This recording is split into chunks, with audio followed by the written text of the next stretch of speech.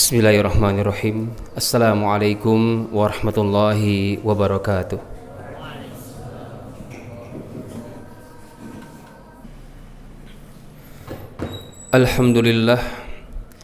Alhamdulillahilladzi anzala ala abdihil kitaba wa lam yaj'al lahu 'iwaja qayyiman liyundhira ba'san shadidan min ladunhu wa yubashshiral mu'minin الذين يعملون الصالحات أن لهم أجرا حسنا أشهد أن لا إله إلا الله وحده لا شريك له وأشهد أن محمدا عبده ورسوله فلا نبي بعده اللهم صل وسلم على هذا النبي الكريم محمد وعلى آله وأصحابه أجمعين وبعد فيا عباد الله اتقوا الله لقد فاز المتقون قال الله تعالى في كتابه العزيز وهو أصدق القائلين أعوذ بالله من الشيطان الرجيم يا أيها الذين آمنوا اتقوا الله يا أيها الذين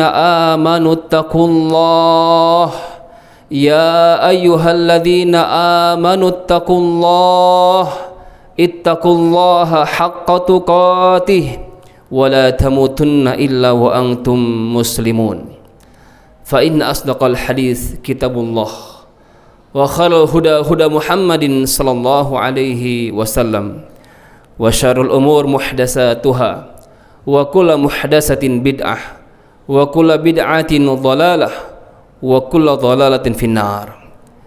Jamaah yang dirahmati Allah Subhanahu wa taala, insyaallah pada Jum'ah yang berkah ini kita akan sama-sama belajar, mempelajari dan mengambil pelajaran dari tema tentang akhir dari perjalanan harta. Harta dalam Quran Allah memberikan beberapa karakter. Yang pertama disebutkan di surah An-Nisa. Allah berfirman, A'udzubillahi minasyaitonirrajim. Wala tu'tus sufaha amwalakumul lati ja'alallahu lakum qiyamah. Ada pada kalimat qiyamah, yaitu apa? Pokok kehidupan. Dalam Quran sebutkan harta itu sebagai apa? Qiyaman, pokok kehidupan. Jangan sampai kita menyerahkan harta ini kepada orang-orang yang tidak amanah. Yang kedua, karakter Allah gambarkan harta ini sesuatu yang mengkilau, sesuatu yang menarik. Al-mal wal banun zinatul hayatid dunya. Harta dan anak-anak ini adalah zinah, perhiasan. Jangan sampai kita hidup yang sementara ini, yang sekali ini terlena, tersilaukan dengan harta yang Allah jadikan sebagai perhiasan semata itu. Dan yang ketiga, ada karakter harta itu bahkan ada potensi menjadi fitnah di antara kita. Al-mal innama amwalukum wa auladukum fitnah. Sungguh harta-harta kalian, anak-anak kalian ada potensi fitnah. Apa itu fitnah? Al-fitnatu hiya al-fasad al-kabir, kerusakan yang besar.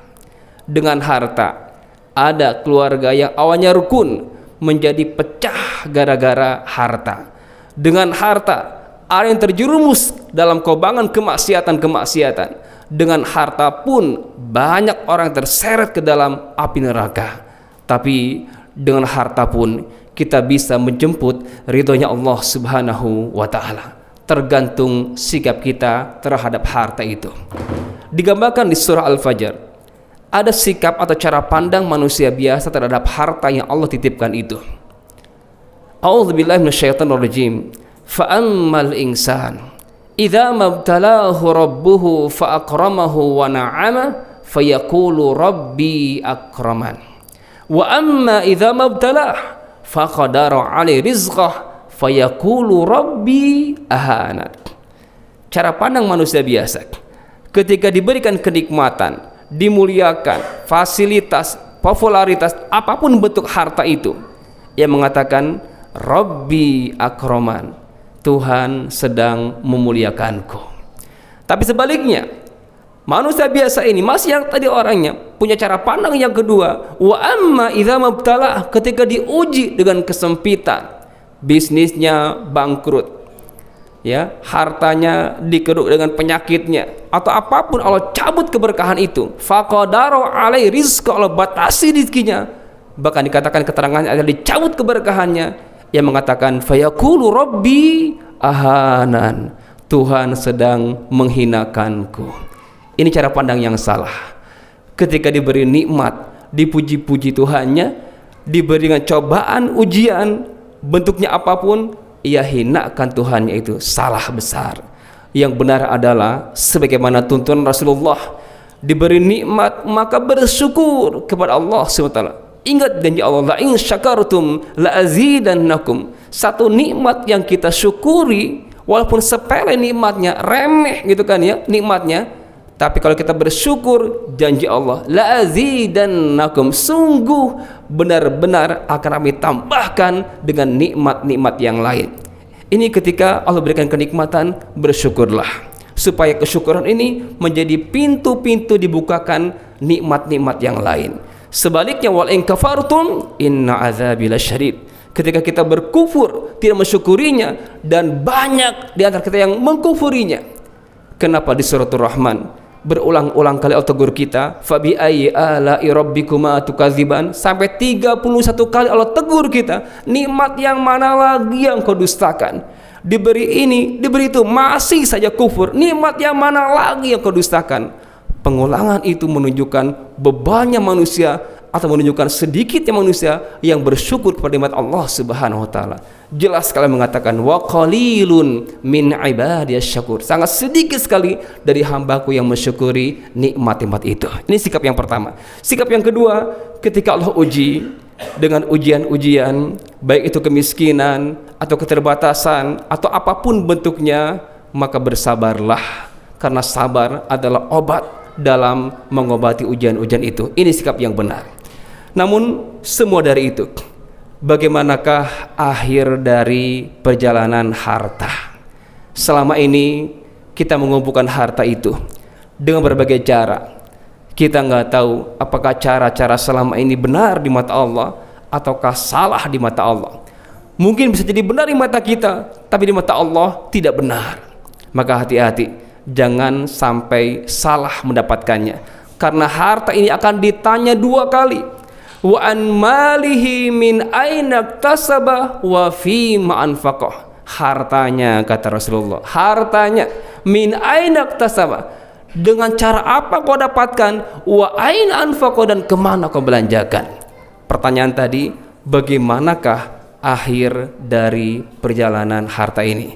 Bagi adik-adik yang mungkin hari ini belum ada gambaran harta saya berapa gitu kan ya, insya Allah ke depan Allah berikan kelebihan-kelebihan itu, maka dari hari ini pegang ilmunya, pegang prinsipnya, karena ternyata harta itu pun ada ujungnya. Baginda Rasulullah SAW menggambarkan ada 3 kemungkinan harta yang kita kumpulkan selama ini akan berujung pada 3 kemungkinan. Yang pertama, Rasul mengatakan ma akalta afnaita, harta yang kita makan, harta yang kita minum, ujungnya apa? Menjadi kotoran. Menjadi kotoran. Apakah untuk ini selama ini kita bekerja, peras keringat, banting, ujungnya apa? Jadi kotoran. Makan 3 kali, minum dan sebagainya, jadi kotoran. Apakah untuk ini? Sehina inikah kita di depan Allah Subhanahu wa taala?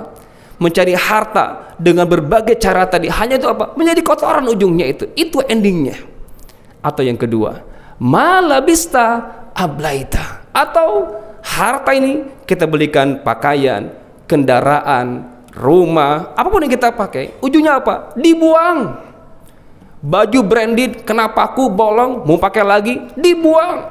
Kendaraan mewah, tabrakan penyok jadi odong-odong, dibuang.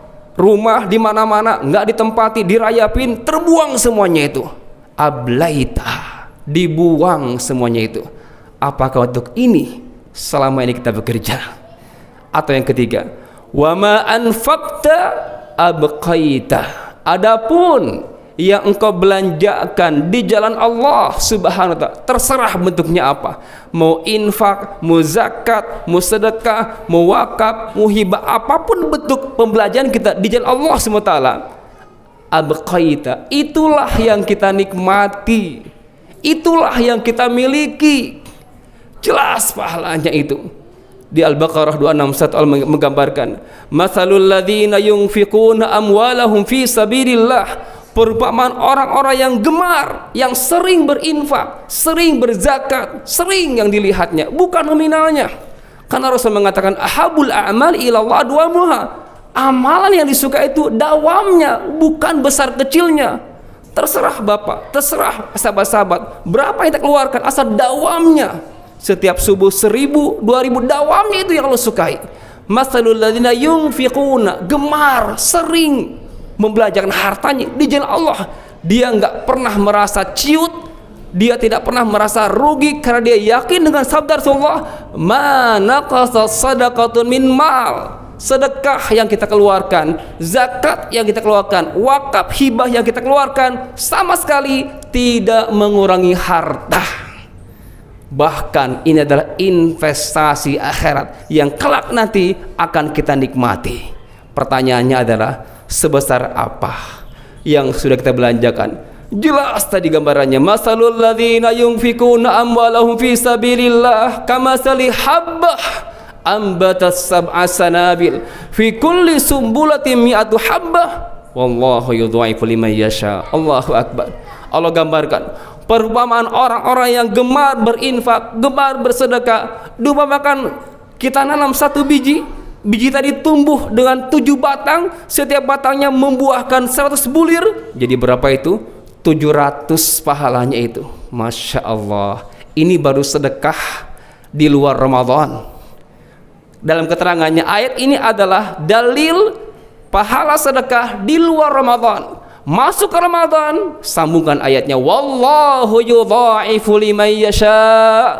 Allah lipat gandakan lagi pahala kebaikannya bagi hamba-hamba yang Allah kehendaki. Baru dapat lipatan-lipatan ketika masuk bulan Ramadan yang hitungan hari lagi, hanya 2 bulan lagi kita akan masuk insyaallah. Allahumma barik lana fi Rajab wa Sya'ban wa balighna Ramadan. Semoga kita dapat usia untuk menikmati Ramadan untuk kesekian kalinya.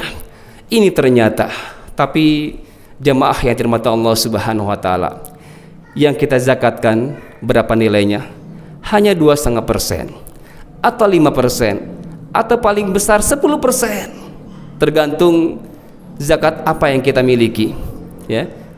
Maksimal lah 10%. Ketika kita dapat rikat 20%, harta kaget misalkan, ya, 20%, nggak nyampe setengahnya. Kalau kita wakaf atau semuanya itu pada batasannya, diakumulasikan itu maksimal hanya 1/3 dari aset kita belanjakan di jalan Allah Subhanahu wa taala. Bolehkah kita menginfakkan seluruh harta? Silakan, kalau imannya sudah sekuat Abu Bakar As-Siddiq. Tapi kalau belum kuat seperti beliau, mungkin banyak figur sahabat yang lain. Ada sahabat Sa'ad bin Abi Waqqas pengen juga menginfakkan seluruh hartanya, tapi Rasulullah menolaknya. Tidak ya Sa'ad, kekeh saat ini, ya Rasulullah, kalau enggak bisa semuanya kau terima, 2/3 Rasulullah. Tidak ya Sa'ad, ditolak Rasulullah. Setengahnya Rasulullah. Tidak ya Sa'ad, 1/3 Rasulullah. Baru Rasul mengatakan as-sulus wa sulusu katsir. Jadi jamaah, kalaupun kita berwakaf, menghibahkan, itu maksimal di 1/3 angkanya itu. Pertanyaannya, berapa sisanya? 2/3. Kemana harta itu? Kemana harta itu? Yang kita makan sudah jadi kotoran, yang kita pakai kita buang, yang disedekahkan nanti kita nikmati, itu maksimalnya hanya di 1/3 wakaf. Pertanyaannya, sisanya berapa? 2/3 lagi. Ternyata ujungnya adalah akan diwariskan. Suka tidak suka, suka tidak suka, ada syariat Allah Subhanahu wa taala, tilka hududullah, sudah ada undang-undangnya. Otomatis, nggak usah bapak ikrarkan depan anak-anak sebagai ahli waris, nggak usah suami ikrarkan ke istrinya, nggak usah, sudah otomatis suami akan mewariskan harta kepada istrinya, ayah akan mewariskan kepada anaknya, nggak usah pakai akad, langsung otomatis. Karena saat itu ketika hamba tersebut Allah wafatkan, semua yang dimiliki kembali kepada Allah Subhanahu wa taala. Walillahi mirasus samawati wal ard. Milik Allah lah semua pemeliharaan yang ada di langit dan bumi ini, termasuk harta-harta kita milik Allah Subhanahu wa taala. Ketika kita diwafatkan saat itu juga al-mulku yauma idzin lillah. Kepemilikan kembali kepada Allah Subhanahu wa taala. Baru Allah dengan cara-caranya, dengan syariatnya, Allah kembalikan lagi pada hamba-hambanya, ditentukan siapa orangnya dan berapa bagiannya. Itu hak Allah Subhanahu wa taala. Kita nggak bisa masuk ke arah sana. Hatta Rasul pun tidak ada ikut campur menentukan siapa orangnya dan berapa bagiannya. Innallaha qad a'ta kulladzi haqqin haqqahu. Sungguh Allah telah menetapkan siapa orangnya dari urusan kita ini dan berapa bagiannya. Ini sudah ketetapan Allah, sudah close. Tilka hududullah. Itulah undang-undang Allah. Suka tidak suka, harta kita akan dinikmati orang lain. Ya, bapak meninggal, maka harta bapak akan diwariskan ke istrinya. Istrinya menikah lagi dengan orang lain, mereka nikmati harta bapak itu. Atau bapak meninggal diwariskan ke anak-anak, nanti anak yang menikmatinya. Hari ini kita bekerja, yang nikmatin siapa? Para ahli waris kita. Maka pertanyaan berikutnya adalah bagaimana caranya agar harta waris ini kita tinggalkan dalam jalan keberkahan. Insyaallah saya jelaskan pada khutbah yang kedua. Barakallahu li wa lakum minal ayati wa dzikril hakim wa taqabbala minni wa minkum tilawatahu innahu huwal ghafurur rahim.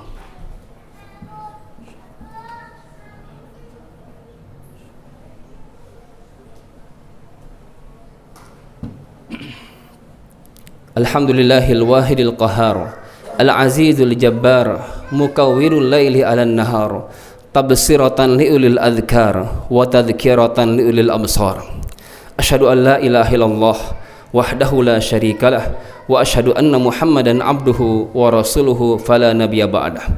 Faya ibadallah ittaqullaha haqqa tuqatih wa la tamutunna illa wa antum muslimun. Jamaah Jumat akhir dirahmati Allah Subhanahu wa taala. Setelah kita menyadari bagaimana ending, bagaimana akhir dari perjalanan harta ini, ternyata ujung-ujungnya 2/3-nya hampir akan kita wariskan kepada ahli waris kita. Maka menuju ke arah sana, mari kita siapkan langkah-langkahnya supaya berkah hartanya. Yang pertama, langkahnya adalah agar berkah harta warisnya. Yang pertama, jangan salah pijakan. Jangan salah nginjek. Umpama bapak bawa mobil, ada orang yang lewat, harusnya ngerem malah nginjek gas, jadinya apa? Nabrak, mencelakakan orang lain. Maka jangan salah pijakan, jangan salah nginjek. Begitu pun ketika kita bicara masalah waris, di sana ada hukum positif, ada hukum adat, ada juga hukum Allah SWT. Bagi seorang beriman, pilihlah apa yang Allah tetapkan, walaupun kelihatannya mungkin nominalnya lebih sedikit dibanding hukum adat. Tapi yakin yang Allah tetapkan itu sudah pasti adilnya, pasti berkahnya, dan pasti menenteramkan. Karena hukum Allah ini jelas pahalanya bagi yang taat dan jelas dosanya bagi yang membangkang. An-Nisa 13:14 dengan jelas sekali mengatakan tilka hududullah wa may yuti'illaha wa rasulahu yudkhilhu jannatin tajri min tahtihal anhar khalidina fiha wa dzalikal fawzul azim. Itulah syariat Allah, itulah batasan Allah. Barang siapa yang taat, surga baginya, dan itu adalah kemenangan yang agung. Tapi sebaliknya, wa may ya'sillaha wa rasulahu wa yata'adda hududah yudkhilhu nara khalidan fiha wa lahu 'adzabun muhin. Bagi yang tidak taat, membangkang, ia lampaui batasan tadi, ia tabrak batasan tadi, yudkhilhu nar, al-masjid ke neraka, nggak keluar lagi, dan di dalamnya mendapatkan azab yang sangat menghinakan. Na'udzubillah, subhanallah. Ini yang pertama langkahnya. Jangan salah pijakan hukum. Yang kedua, halalkan harta yang kita miliki hari ini. Halalkan dari hal-hal yang haram atau yang syubhat. Yang selama ini, mohon maaf, pernah mengambil harta, mendapatkan harta dengan cara-cara tidak benar, sebelum kematian itu, maka perbaiki, halalkan, bersihkan. Jangan sampai kita mewariskan harta kotor kepada anak cucu kita, kepada pasangan kita. Khawatir keberkahannya pun tercabut kembali karena apa? Salah ayah dalam mendapatkan harta itu. Jangan diwariskan harta yang kotor itu. Bersihkan, mumpung nyawa masih ada dalam kandung badan kita. Halalkan. Kenapa demikian? Khawatir mengganjal semuanya. Innal ladzina ya'kuluna amwalal yatama zulma innama ya'kuluna fi butunihim nara wa sayaslawna sa'ira. Jelas ancamannya itu. Sungguh kata Allah, orang yang makan harta secara zalim, rekayasa, manipulasi, korupsi, curang, bentuk apapun kezaliman itu, innama ya'kuluna fi butunihim nara. Sungguh kata Allah, mereka sedang makan bara api neraka sepenuh perutnya, dan kelak nanti di akhirat akan dimasukkan ke neraka sair yang menggejolak panasnya itu. Na'udzubillah. Ini yang kedua. Langkah yang ketiga, kepada para ahli waris atau calon ahli waris, siapkan dadanya, lapangkan dadanya untuk menerima apa yang ditetapkan Allah Subhanahu wa taala. Laki perempuan, ayah ibu, kakek nenek, saudara, semuanya sudah ada kepastian yang Allah tetapkan sendiri. Fariidatan minallah, kewajiban yang langsung Allah tetapkan. Maka berlapang dadalah, ridholah dengan apa yang ditetapkan Allah Subhanahu wa taala.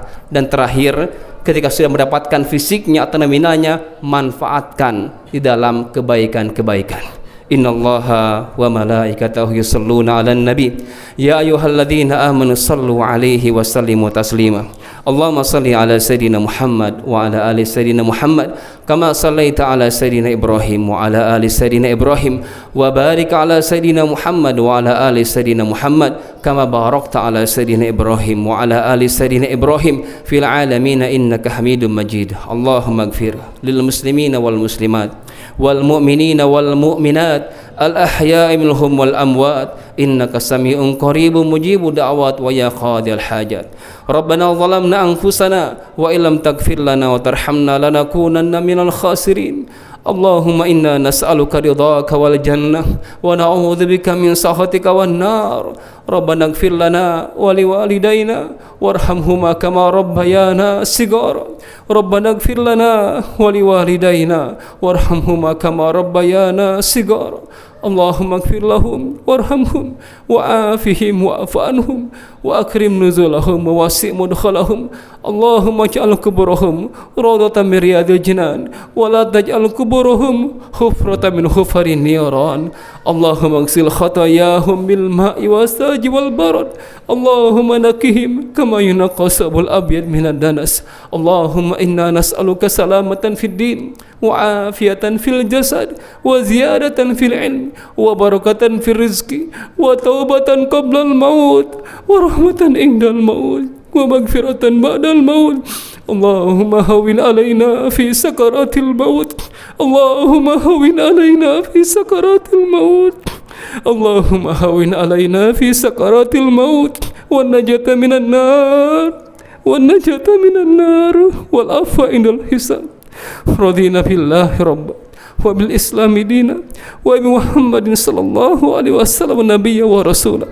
Rabbana la tuzigh qulubana ba'da idh hadaitana wa hab lana min ladunka rahmah innaka antal wahhab. Rabbana atina min ladunka rahmah wa hayyi' lana min amrina rasyada. Rabbana la tu'akhidna in nasina aw akhtana. Rabbana wa la tahmil alaina isran kama hamaltahu ala alladhina min qablina. Rabbana wa la tuhammilna ma la taqata lana bi wa'fu anna waghfir lana warhamna. Wa'fu anna waghfir lana warhamna. Wa'fu anna waghfir lana warhamna. Anta maulana fansurna 'alal qaumil kafirin. Rabbana hab lana min azwajina wa dhurriyyatina qurrata a'yun waj'alna lil muttaqina imama. Allahumma faqih auladana fid din wa 'allimhum at-ta'wil. Allahumma faqih auladana fid din wa 'allimhum at-ta'wil. Allahumma yassir alaina umurana wa la tu'assir alaina.